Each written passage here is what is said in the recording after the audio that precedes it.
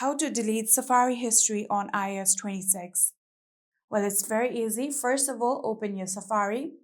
And then after that, here under the URL, here you can get this three dot bar. All you have to do is tap on it and then tap on bookmarks. So after doing that, here we'll get to the bookmark option. And then from here, tap on this time-like icon.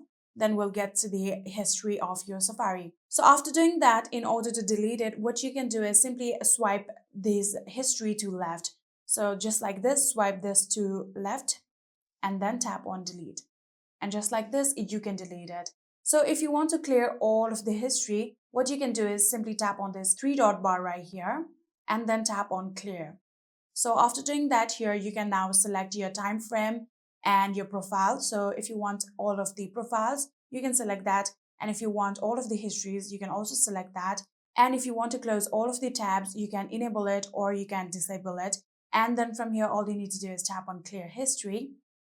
And this is how you can clear history on your Safari iOS 26. That is it. I hope this video was helpful to you guys. If it was, please do not forget to hit that subscribe button and like our video. Thank you so much for watching. See you in the next.